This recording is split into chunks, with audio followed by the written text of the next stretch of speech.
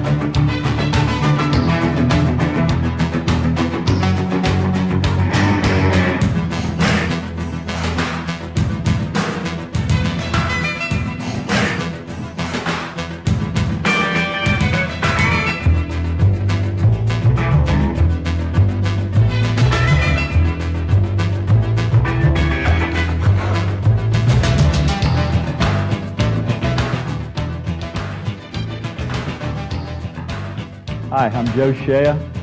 I'm a master instructor in traditional Korean Hapkido for RIMS Hapkido in Annapolis, Maryland. This is volume 3 in the Black Belt series of tapes that we're doing on traditional Hapkido. In this tape, we're going to discuss some of the levels of force available to the practitioner of Hapkido. And we're going to look at some more basic and fighting motions. And we'll look at a little bit of down fighting motion in this tape as well. I hope you enjoy it.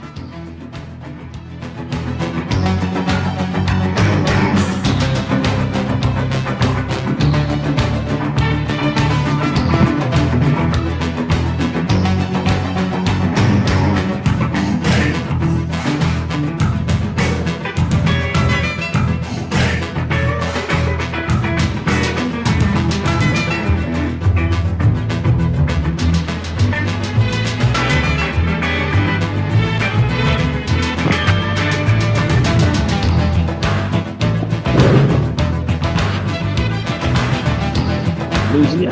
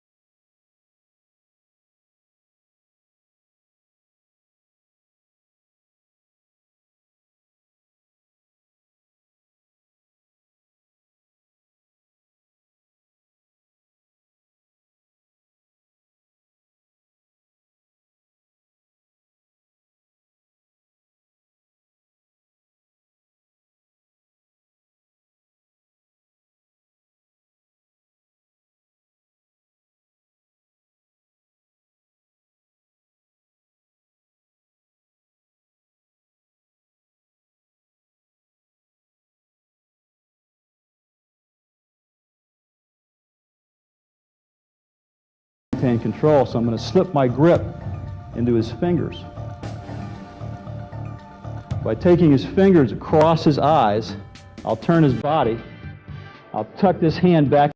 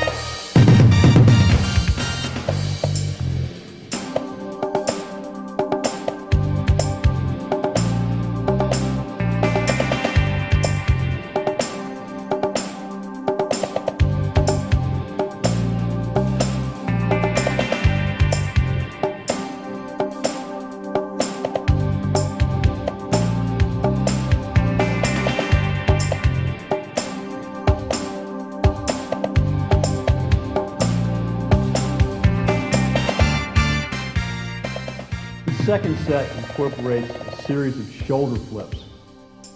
We're going to start out with just a chest grab. From here, as in the prior tape, I'm going to envelop Eric's thumb in my palm with my elbow high. As I pull my elbow in, I'm going to peel the hand away, catch the thumb, and cock Eric's shoulders away from me. By the way, I'm holding his thumb. If his shoulders don't cock away from me, I'm not doing this technique right. From here, I'm going to step up and into Eric, stretching him high. My hip against his hip, my shoulder in his armpit, his arms straight, palm up. My opposite hand's going to come around. I'm going to crank him all the way around to my opposite foot. Flip it. Just turns him over. The person this is being done to should tuck his chin and go. You don't want to end up on top of your head in this motion.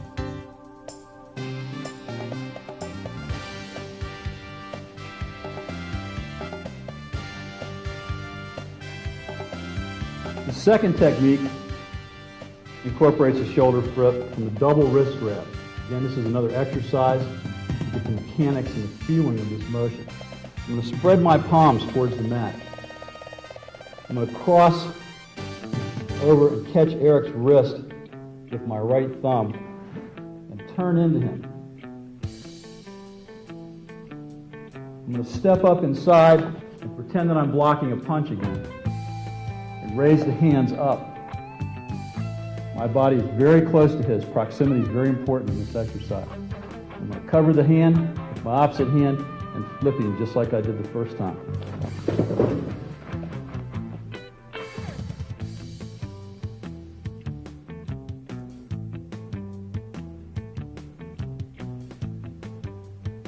The last motion of this set takes a punch out of the air and gets to this shoulder flip. I'm going to use a crossing block. As Eric punches at me, I'm going to cross, touching him at the elbow.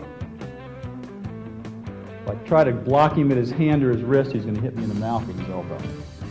So I block at the elbow. I'm going to ride his arm down across his own body and reach through and block this hand up so that it doesn't hit me as I step in. The hand raises up and away. I cover the arm and flip him over. Now, if this isn't enough, I can step in, break the elbow. Okay? I can also pull the hand back and push the elbow to the mat. This raises his hips up. It gives me these floating ribs as a solid target to break down into his lungs. Very nasty motion. If I don't want to harm him so much, I'll take my edge of my palm across his nose and turn his head, and I'll place my thumb right below his ear and push. There's a bunch of nerves across, right here below the earlobe. I'll put the thumb straight into it and push.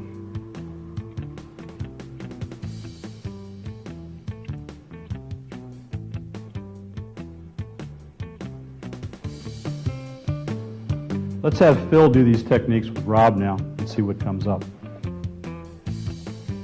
First technique is a chest grab.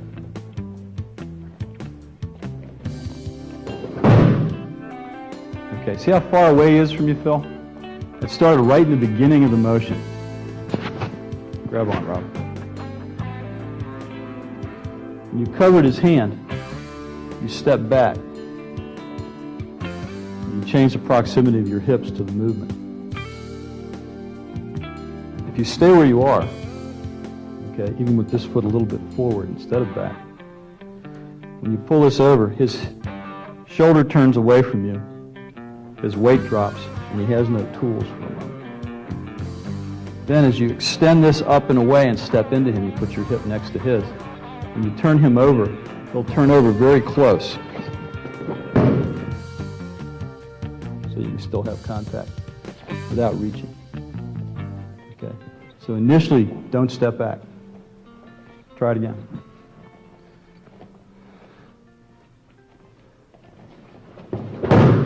Much better. Much better.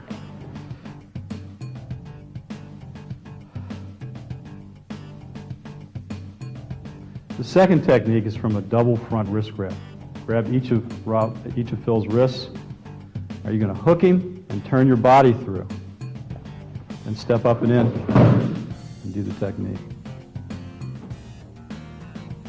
Okay, the only little thing I saw, it was almost there but not quite there. When you move through, make sure you throw this hand out and away as you're coming up, because it's going to block that other palm, the other fist if you're coming through from a punch. Okay? Consciously jam the other arm up, even if it's not there. Get in the habit of doing that.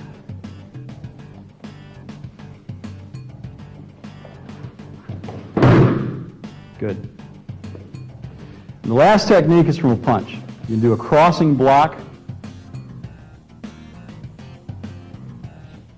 Move up and in. Okay, let me make a couple of corrections on this one. Make the crossing block.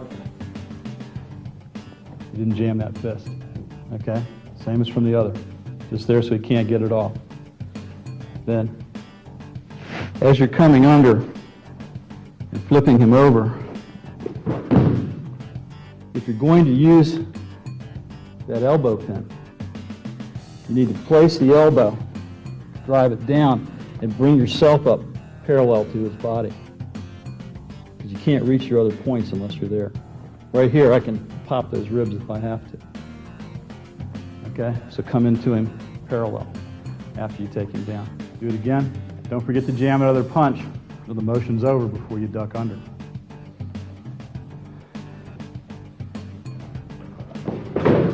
Tuck the elbow, come up parallel. Good.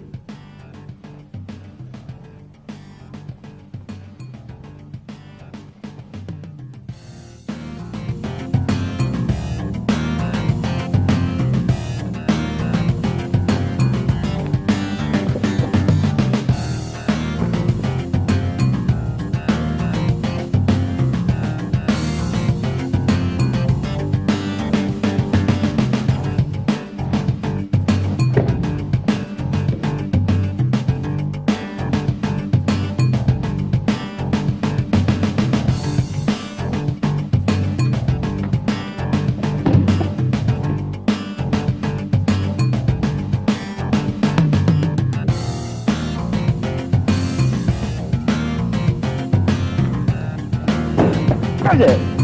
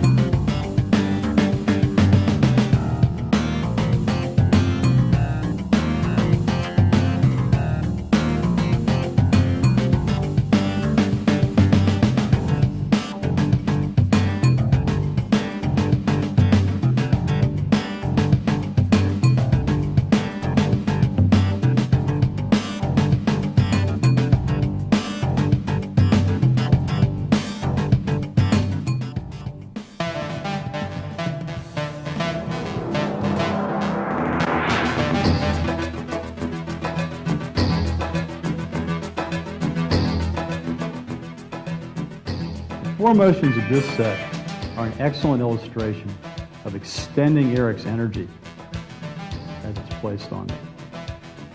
The first motion we started from a two-handed grab. I moved laterally just a little bit. I'm going to upset Eric's center just a little bit to the side as I bring my hands up in it and move and reach over his shoulder. He's got a positive tilt to his right side.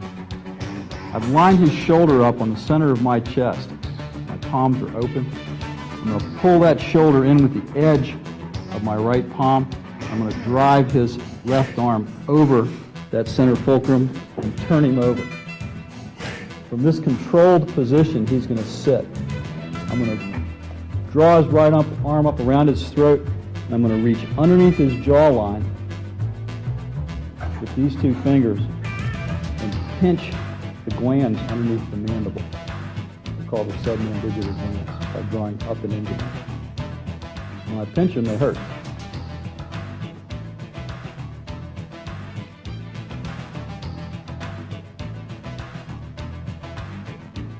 The second motion in this set is similar to the first. It's a controlled exercise in this extension of energy in Eric's body. I'm going to start from the two-hand grab again.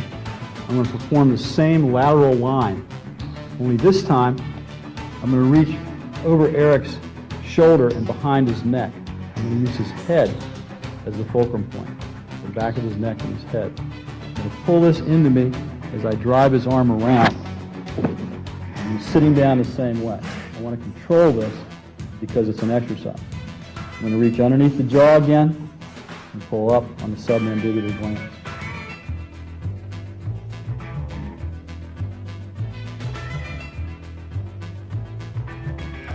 The first two exercises in this set translate very easily into punching motion.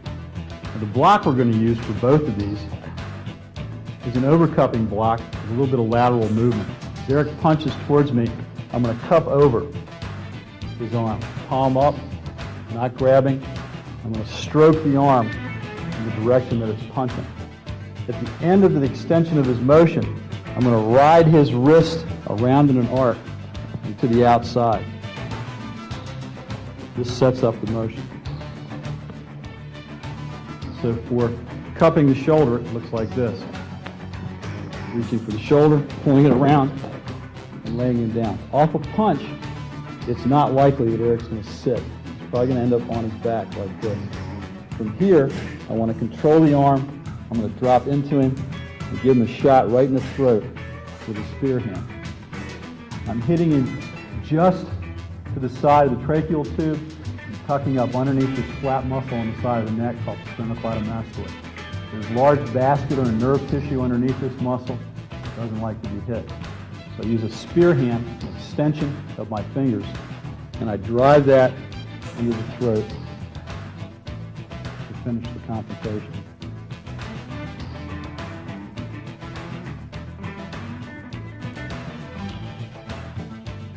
The last technique in this set is very similar to the one prior to it. We use the same block.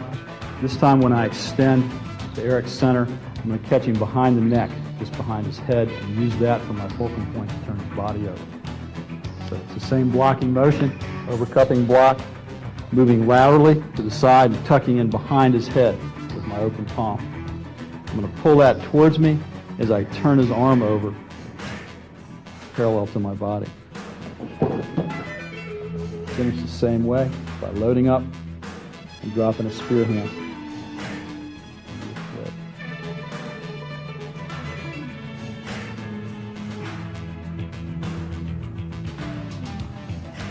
Okay, let's run Rob through this set. We started with a double wrist grab and a lateral movement.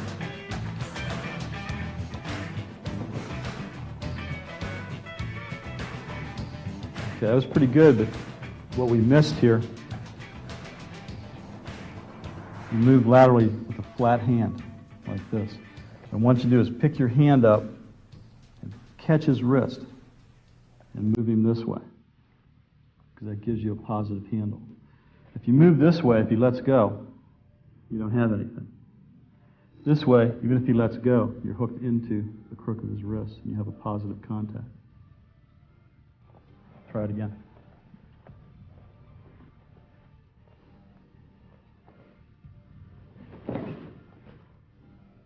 Good. This time do the same motion, only use the back of the neck as the fulcrum point instead of the shoulder.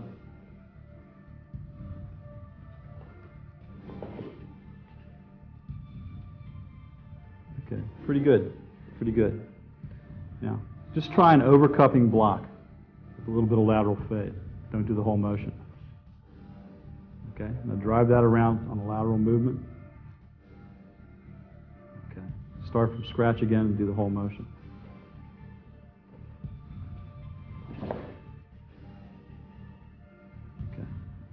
reason Phil sat that time is because when you picked him up, you did everything from here with your hips back.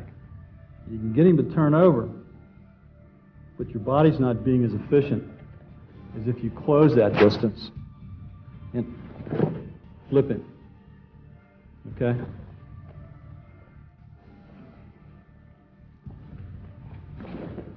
Better. Go ahead and finish it the same way. If he's sitting, finish it under here. If he's not, strike him to the throat.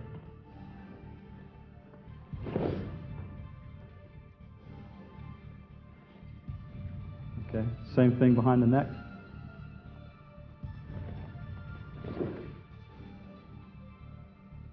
Good.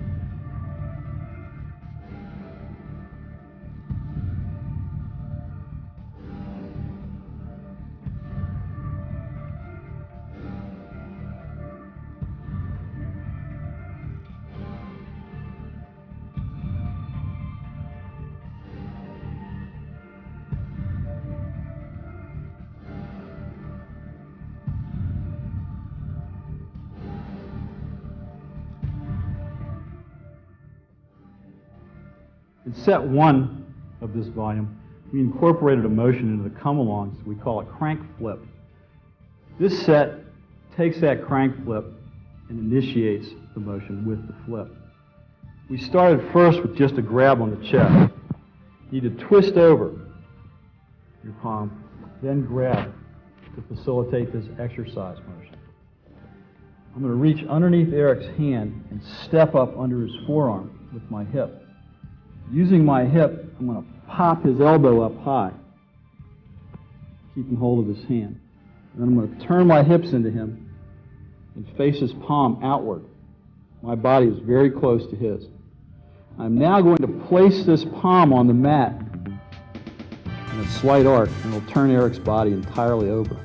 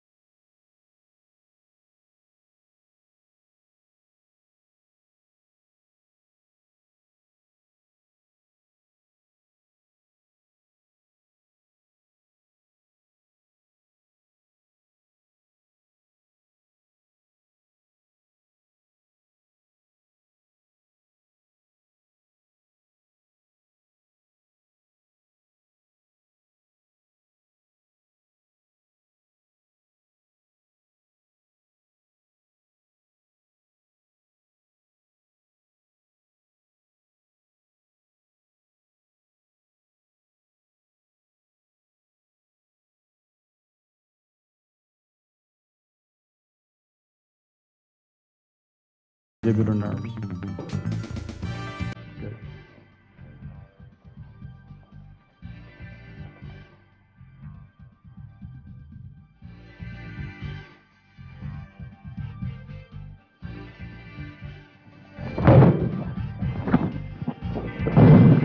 Sir!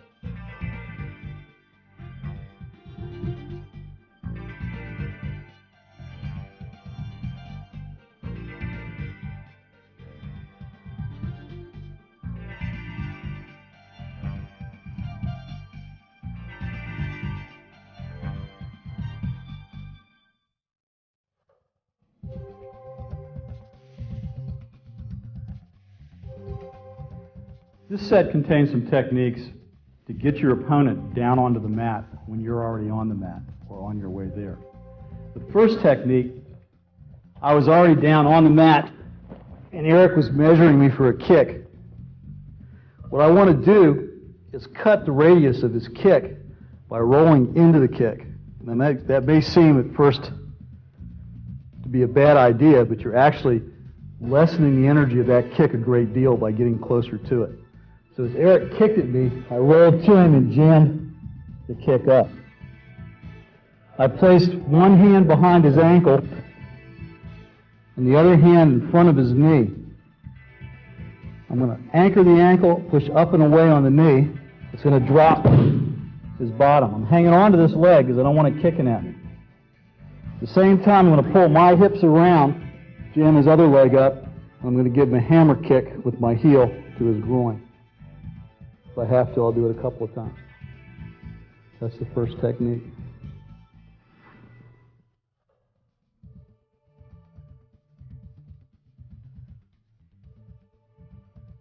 The second technique is a leg scissors that I'm going to perform as I'm being knocked down. When Eric puts his hands on me to push me, open hands, and push, as I fall, I'm going to push my hips towards his body. And as I go down, I'm going to scissor his legs with my legs. It's a wide scissors. To pin him after this point, I'm going to pick up his knee and turn up his body, locking his leg at the knee.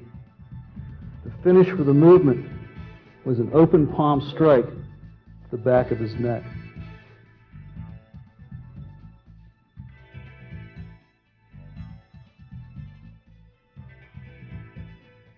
The third technique is very similar to the last technique, only this time it comes off a punch. It's the type of punch where every once in a while you're in a situation where you get overwhelmed by the punching technique and it starts to move you backwards even when you're blocking it. With this one, as it overwhelms me, I'm going to drop and take Eric with me. So as he punches, I'm going to get a little block in, drop, scissor the leg the same way. From here, I'm going to turn straight through, come up on his body this time, and finish the motion with an elbow to the back of the neck.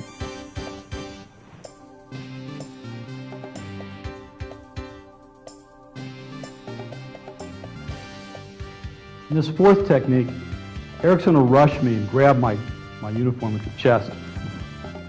And overwhelming me with his momentum, I'm going to drop and put a foot in his hip and just launch him, using his momentum to launch his body through the air. So as he steps and grabs, starts to push into me, I grab him back on his lapel, and I let his push continue straight through my body. As I do that, I'm going to drop my hips and put a foot into his hip and launch him. So make a little push.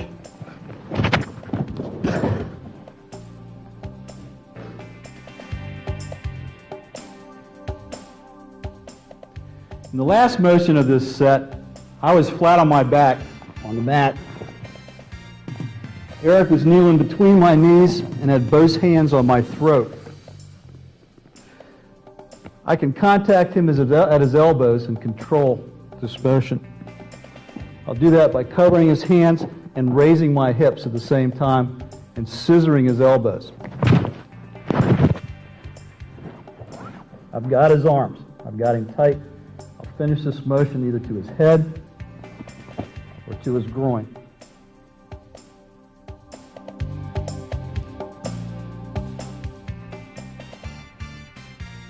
In this set, we have a change of personnel. We're going to be teaching the motion to Elaine, and Paul's going to be your partner. The first motion, you'll be down on the mat, and Paul's going to step up to kick you. You want to jam his kick by turning into it. Pull your hips up. Good. Excellent. Do the same thing again, only sit up. Just sit on the mat. Now, you got the same 2 points coming at you. All right? So as he comes to kick, jam it with your hand. Good. Same position again. This time let him kick more between your legs towards your body. You can also use your ankle to hook his ankle that's down. So trap the leg by moving into it as it starts to kick up with your hands. Use your ankle, right, to pull him down. As long as you've got the back of his ankle and the base of his knee, you'll be able to lay him down from that position.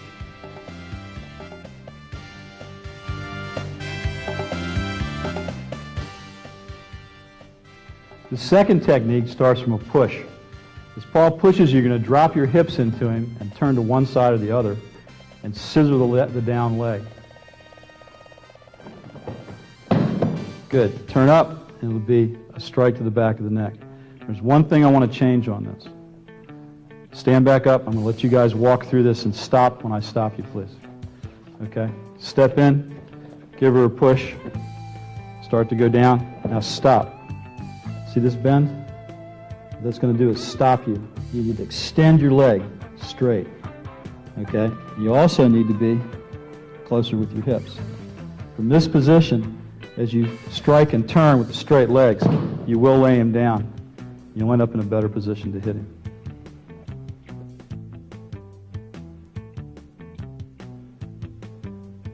This next technique is very similar, but has to be done just a little quicker in the mix because it comes off a punch and not a push. So as Paul is going to punch at you and step towards you at the same time, you want to take that momentum to the mat by doing the same leg scissors. The block you're going to do is an understroking block. So as he's punching you, you come up with your palm and your elbow. At the same time, your hips will drift towards his body so that you can throw your scissors on him in very close proximity. Give her a try.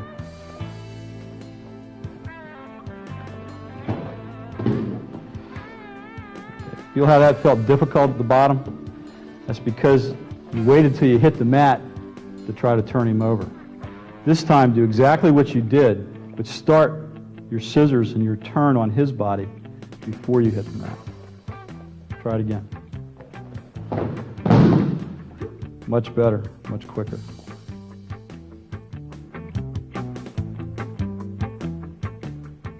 In this technique, Paul's going to rush you. He's going to reach out and grab your gi at both lapels. What I want you to do is not to stop his momentum, but to reach up and grab his gi in the same manner, inside his arms, and to drop your hips, put a foot into his pelvis, and launch him with the momentum that he offers you. Okay? You're going to step up and grab her, and she's going to send you flying. Good job. All right, you're doing that well enough, but I'm going to augment it now.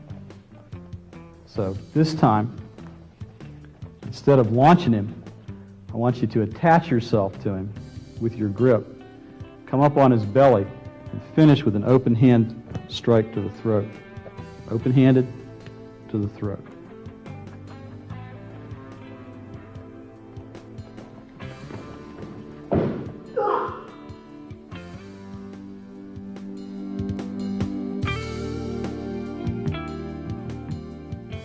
Okay, this technique starts with you down on the mat. So you want to lay down.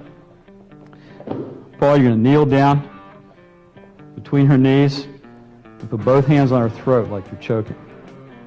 All right, what you're going to do is access his elbows with your thighs. So trap his hands. Reach across, raise your hips up, and do a scissors right over his elbows. And turn him one way or the other. You can reach the side of his head. Here the side of his head is protected because it's between his arms.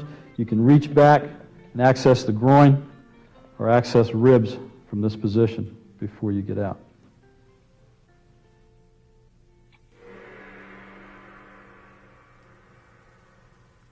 This concludes Volume 3. In this tape, you've seen techniques that restrain, that give pain, that maim, and there are even Hapkido techniques that kill. In Tape 4, we're going to be taking a look at hand strikes, kicking, sweeping, and some hip techniques that I think you'll find very interesting.